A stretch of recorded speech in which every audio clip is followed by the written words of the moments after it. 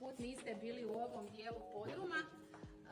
Ovo je nešto novo, mislim, renovirano je prije par godina. Ovo je Turkovićev podrum, obitelj Turković ga je sagradila 1896. godine. I ja volim reći da je ovo baš onako fancy jedan podrum za slikanje. Pa evo, tko god se želi slikati, tko želi imati lijepe fotografije, slobodno dođe kod nas u vinariju, ima baš onako lijepe za društvene mreže slike.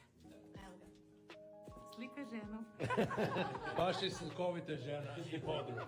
Stalno zovu, ljudi pitaju, kako da arhiviramo svoja vina, kako da ih čuvamo. Svi većinom žive u stanovima, jel tako, nemate prikladno mjesto za njih, da smo mi napravili trezor. Šta je trezor? Mi zapravo čuvamo vino za vas.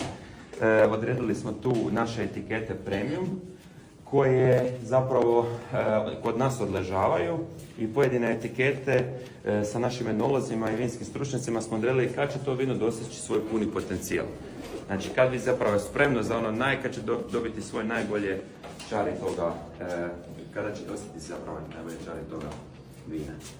Sad, ovo je tu vinski trezor. On ima jedan fun fact, zato što naša godina osnutka je 1242. godina.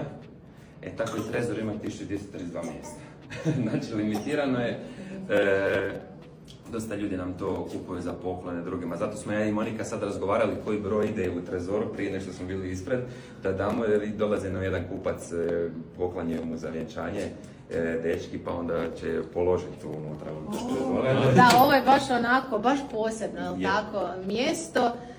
Znači, samo ako imate ovdje svoju bocu da odležava, možete ući ovdje, ali evo, vi ste nam jako dragi, stvarno, evo, nije da to lažemo, evo, baš ste nam stvarno jako dragi, jako ste simpatični, tako hvala Natalija, zbog Natalija, on je, najsimpatičniji, Isplatio se da se želio na vino krivo, da, traubi vino.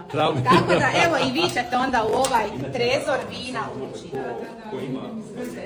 Evo ga.